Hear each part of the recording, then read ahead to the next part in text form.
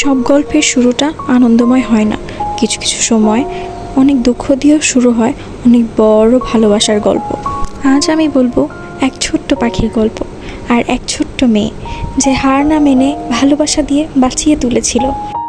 এটা শুধুমাত্র একটা পাখির গল্প নয়, এটা ভালোবাসা, বিশ্বাস ও নিঃশব্দ প্রতিশ্রুতির একটি গল্প। এই গল্পের নাম পিকু, একটা ছোট্ট প্রাণীর বড় ভালোবাসার গল্প। মন দিয়ে শোনো শেষ পর্যন্ত। দুই ভাই বোন ছিল যারা কিনা পাখিদের প্রচণ্ড ভালোবাসতো। একদিন তারা কিছু পাখি কিনে নিয়ে আসলো। প্রতিদিন তাদের দিন হয়ে উঠল মজার পাখির ডাক আর হাসিতে ভরা। সেই পাখিগুলোর মধ্যে একজোড়া হলুদ পাখি ছিল, যারা কিনা কিছুদিন পরেই একজোড়া ডিম পাড়ে। একটা ডিম ফুটলো, জন্ম নিল একটা নতুন ছোট্ট বাচ্চা। তারা সেই বাচ্চার নাম রেখেছে পিকু।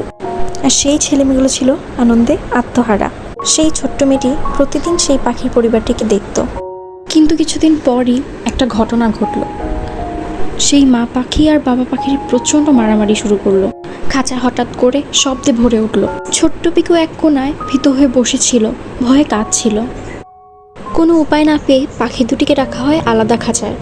পিকুকে রাখা হয় বাবা পাখির খাঁচায়, কিন্তু বাবা পাখি পিকুকে খাওয়াচ্ছিল না, এমনকি মাও না। পিকু ছিল খুবই ছোট, যে কিনা নিজে খেতে পারে না।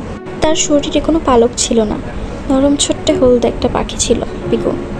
বাচ্চাটা কেঁদেই যাচ্ছিল, কিন্তু কেউ ওকে খাওয়াচ্ছিল না। পিকু ধীরে ধীরে দুর্বল হয়ে পড়ছিল, খুব দুর্বল। কিন্তু সেই ছোট্ট মেয়েটি হার মানেনি।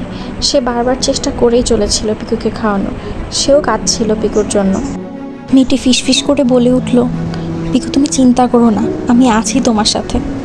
বাকি সবাই আশা ছেড়ে দিল, ভাবছে পিকু হয়তো বাঁচবে না।